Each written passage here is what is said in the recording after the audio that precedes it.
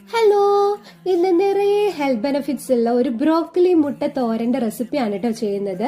അതിനായി ഒരു പാൻ അടുപ്പിൽ വെച്ചിട്ട് വെളിച്ചെണ്ണ ചൂടായി കഴിയുമ്പോൾ ഒരു കുഞ്ഞി സവാള, ഒരു പച്ചമുളക്, കുറച്ച് കറിവേപ്പില ചേർത്തിട്ട് നന്നായിട്ടൊന്ന് വഴറ്റിയെടുക്കാം. എന്നിട്ട് അതിലേക്ക് ഒരു 1/4 ടീസ്പൂൺ മഞ്ഞൾപ്പൊടിയും കൂടി ചേർത്തിട്ട് ഒന്ന് വഴറ്റിയെടുക്കണം. മഞ്ഞൾപ്പൊടിയുടെ പച്ചച്ചുവയൊക്കെ മാറി വരുമ്പോൾ ഒരു 1/4 ടീസ്പൂൺ കുരുമുളക് പൊടി കൂടി ചേർത്തിട്ട് നന്നായിട്ടൊന്ന് മിക്സ് ചെയ്തെടുക്കാം കേട്ടോ. ഈ ബ്രോക്കലി വെജിറ്റബിളിൽ നിറയെ vitamin C, vitamin K, iron, fibre, potassium ഒക്കെ ഉണ്ട് കേട്ടോ. അങ്ങനെ ചെറുതായി ചോപ്പ് ചെയ്ത് വെച്ചിട്ടുള്ള ബ്രോക്കലിയും ആവശ്യത്തിന് ഉപ്പും കുറച്ച് വെള്ളവും ചേർത്തിട്ട് വേവിച്ചെടുക്കണം. വേവാൻ വേണ്ടിയിട്ട് മാത്രമുള്ള വെള്ളം ചേർക്കാവൂ, കൂടുതൽ വെള്ളം ചേർക്കരുത് കേട്ടോ.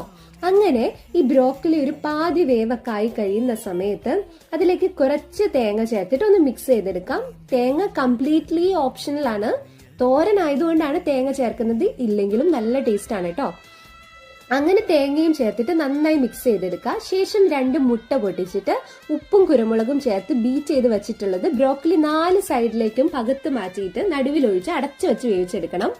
ഒരു പാതി വേവായി കഴിയുമ്പോൾ ഇതുപോലെ തുറന്ന് എല്ലാം കൂടി മിക്സ് ചെയ്ത് യോജിപ്പിച്ചെടുക്കാം. അപ്പൊ ഇത്രയേ ഉള്ളൂ. നല്ല ടേസ്റ്റ് ആണ്, നല്ല ഹെൽത്തി ആണ്. ചോറിന്റെയും ചപ്പാത്തിയുടെ ഒക്കെ കൂടെ അടിപൊളിയായിട്ട് കഴിക്കാം. അപ്പൊ എല്ലാരും ട്രൈ ചെയ്ത് നോക്കുക. Bye bye.